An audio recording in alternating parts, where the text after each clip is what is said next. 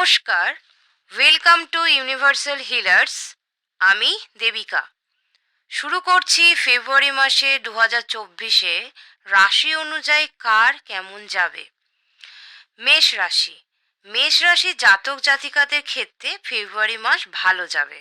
বিশেষ করে যারা engineering, energy sector, internet network, government contractor, government টেন্ডারের জন্য খুব ভালো সময়। এছাড়াও যারা গভর্নমেন্ট জবের জন্য প্রিপারেশন নিচ্ছেন, আইএএস আইপিএস এক্সামের জন্য, তাদের ক্ষেত্রেও খুব ভালো সময়। ফেব্রুয়ারি মাসের মধ্যবর্তী সময়ের দিকে, বিশেষ করে 14 ফেব্রুয়ারির পর একটু ট্রাভেল থাকবে, তাই ইগোকে দূরে সরিয়ে রাখতে হবে, তা না হলে কেরিয়ারে এফেক্ট আসবে। ট্রান্সপোর্ট এবং রিয়েল এস্টেটের ক্ষেত্রে, কাজের ক্ষেত্রে যারা যুক্ত, তাদের ক্ষেত্রেও খুব ভালো সময়। মেষ রাশিদের ক্ষেত্রে মেষ রাশিদের রেমেডি রয়েছে হচ্ছে 7 টাইমস হনুমান চালিসা করবেন, তাদের জন্য খুবই ভালো যাবে। এরপর আমি আসছি বৃষ রাশিতে। বৃষ রাশি জাতক জাতিকাগণ যারা ওভারসিজ বিজনেস কন্ট্যাক্টের সাথে যুক্ত, এছাড়াও travelling, import export, sport related business, তাদের জন্য ভালো সময় আসতে চলেছে। 14 ফেব্রুয়ারির পর থেকে যেহেতু মঙ্গল খুব পাওয়ারফুল জায়গায় বসে থাকবে, তাই জন্য অ্যারোগেন্স হয়ে কোনো কাজ করবেন না, তাহলে আপনি ভুল কাজ করবেন। এর জন্য রেমেডি রয়েছে কিছু, যেমন মন্দিরে গিয়ে কিছু দান করবেন, অথবা গণেশ মন্ত্র 11 টাইমস প্রতিদিন জপ করবেন। এরপর আসছি আমি মিথুন রাশিতে।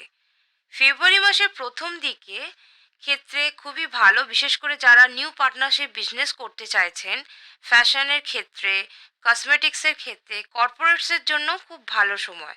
যারা বিবাহযোগ্য, তাদের বিবাহের জন্য খুব ভালো সময়। এই সময় যদি আপনি নিজেকে পরিবর্তন করতে চান, তাহলে এই মাসটি আপনার জন্য খুবই ভালো দিন। নিজেকে জানা, এছাড়া ভাগ্য সহায় থাকবে এই সময়।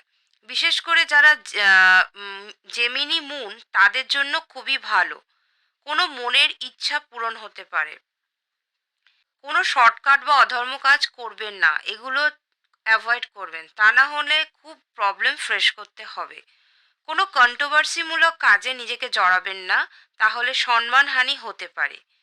রেমেডি: গণেশ মন্ত্র পাঠ করবেন 11 বার, অথবা নারায়ণ মন্ত্র ওম নমো নারায়ণ পাঠ করবেন 11 বার প্রতিদিন। এবার আসছি কর্কট রাশিতে। কর্কট রাশি জাতক জাতিকাগণ কাজে ব্যস্ত থাকবেন, অনেক সুযোগ আসবে। ব্যবসা, কনস্ট্রাকশন ক্ষেত্রে খুব ভালো সময়। এছাড়াও যারা আইপিএস আইএএস এর জন্য এক্সামের জন্য প্রিপারেশন নিচ্ছেন, তাদের জন্য খুব ভালো সময়। নতুন জ্ঞান অর্জন করতে পারবেন। এছাড়াও এই মাসে প্রমোশনের সুযোগ আসতে পারে।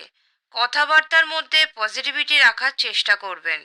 কোনো অ্যাবিউসিভ ওয়ার্ড ইউজ করা যাবে না। রিলেশনশিপের ক্ষেত্রে একটু খারাপ সময় থাকবে। পরিবারের মধ্যে কোনো বিষয় নিয়ে টেনশন থাকবে। স্বামী স্ত্রীর পরিবার সম্পর্কিত টেনশন, যেটা যে কোনো বিষয়ে প্রবলেম হতে পারে। রেমেডি: জয় শ্রীরাম নাম নিতে হবে। Hanuman Chalisa 7 Times in a day পাঠ করতে হবে।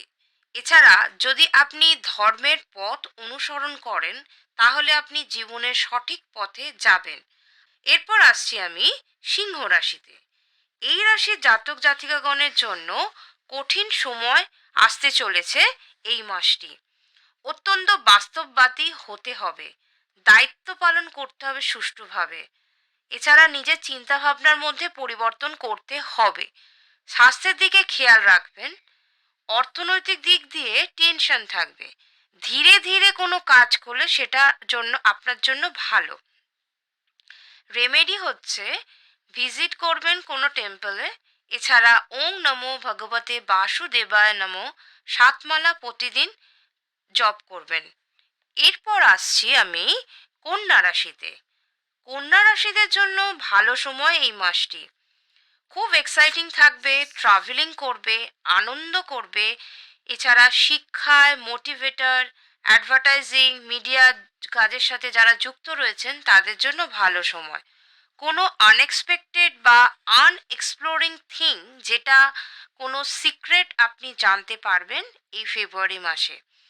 মানুষের ট্রু কালার দেখতে পাবেন, নিজের শক্তি বাড়বে, স্বাস্থ্যের দিকে একটু নজর রাখতে হবে, অন্যের ফিডব্যাকের উপর ডিপেন্ড করবেন না, নিজের কাজে নিজের নজর দেওয়া উচিত। এরপর আসছি তুলা রাশিতে। তুলা রাশির ক্ষেত্রে বিশেষ করে financial security, investment, technology, astrology এবং অ্যাস্ট্রোনমি এদের জন্য খুব ভালো সময়। এই মাসে আপনি রেগে যাবেন না, যেটা আপনার জন্য ভালো না। কোনো গুরুত্বপূর্ণ সিদ্ধান্ত নিতে গেলে সিরিয়াসলি ভাবে সিদ্ধান্ত নেবেন। রাত জেগে কাজ করবেন না, সেটা আপনার জন্য ভালো না। এরপর আসছি বৃশ্চিক রাশিতে। কনফিডেন্ট থাকবেন এই মাসে, মানুষকে ইগনোর করবেন না, বিশেষ করে আপনার প্রেমিক প্রেমিকার ক্ষেত্রে ওভার কনফিডেন্ট হবেন না। হঠাৎ কোথাও ঘুরতে যাওয়ার জন্য সুযোগ সুবিধা আসতে পারে। নিজেকে অ্যাক্টিভ রাখবেন, আবার হাইপারও হবেন না। বাড়ি বন্ধু বান্ধব থেকে বাধা পাবেন, কেউ সাপোর্ট করবে না আপনার কোনো কাজে। মায়ের উপদেশ শুনে চলুন, হনুমানকে আধ ঘন্টা প্রার্থনা করুন। মঙ্গলবার উপোস রাখতে পারেন, আদিত্য স্তোত্র পাঠ করতে পারেন, এছাড়া হনুমান মন্ত্র পাঠ করতে পারেন। এরপর আসছি ধনু রাশিতে। অর্থনৈতিক দিক থেকে খুব ভালো সময়, অর্থ আসবে, স্বাস্থ্যও ভালো যাবে। আমিষ খাদ্য বা অ্যালকোহল আপনি খাবেন না, নিরামিষ আহার করুন। ওং নমঃ শিবায় পাঠ করুন এবং শিব পূজা করুন। হনুমান মন্ত্র পাঠ করতে পারেন প্রতিদিন। পরিবার ফ্রেন্ডস হেল্প করবে, একটু মন্দিরে গিয়ে কিছু ডোনেট করতে পারেন। এছাড়া কিছু স্ক্রিপচার্স বা ধর্মীয় গ্রন্থ আপনি পাঠ করতে পারেন, যেটা আপনার জন্য ভীষণ ভালো। এরপর আসছি মকর রাশিতে। যারা অ্যাথলেটস এবং আইনি কাজের সাথে যুক্ত, বিশেষ করে লয়ারের জন্য খুব ভালো সময় এই মাসটি। এই রাশি এই মাসে গোল্ড ইনভেস্টমেন্টের ক্ষেত্রেও ভালো। মাথা ঠান্ডা রাখবেন, হেলথ ইস্যু আসতে পারে, বিশেষ করে হেয়ার লস হতে পারে, কোনো ছোট দুর্ঘটনাও ঘটতে পারে এবং হিট রিলেটেড সমস্যা হতে পারে। মহালক্ষ্মী মন্ত্র আপনি চান্ট করতে পারেন। এরপর আসছি কুম্ভ রাশিতে। যারা সম্পত্তি বিক্রয়, এক্সপোর্ট ইম্পোর্ট এবং ফ্রিল্যান্সার কর্পোরেটের সাথে যুক্ত, তাদের জন্য খুব ভালো সময়। এছাড়া যারা বিজনেস করছেন তাদের জন্য খুবই ভালো সময়। এই মাসে পরিকল্পনা করবেন অনেক কাজ, অনেক কিছু, কিন্তু কোন কাজ হবে কম, তাই ডিসকাশন করে নিয়ে সিদ্ধান্ত নেবেন। হনুমান মন্দিরে কিছু দান করবেন। পিতার থেকে আলাদা হওয়ার সম্ভাবনা রয়েছে এই মাসে। লাইফ পার্টনারের সাথে সম্পর্ক খারাপের সম্ভাবনা, তাই ইগো থেকে দূরে থাকবেন। এরপর আসছি পাইসেস রাশিতে। পরিবারের নতুন সদস্য হওয়ার সম্ভাবনা আছে। Travel, foreign country, positive gain রয়েছে, সম্পর্ক ভালো যাবে। তবে যারা একটু লোভী হবেন, সেক্ষেত্রে প্রবলেম ফেস করতে হবে তাদের। এছাড়া এই মাসে চোখের সমস্যা আসতে পারে।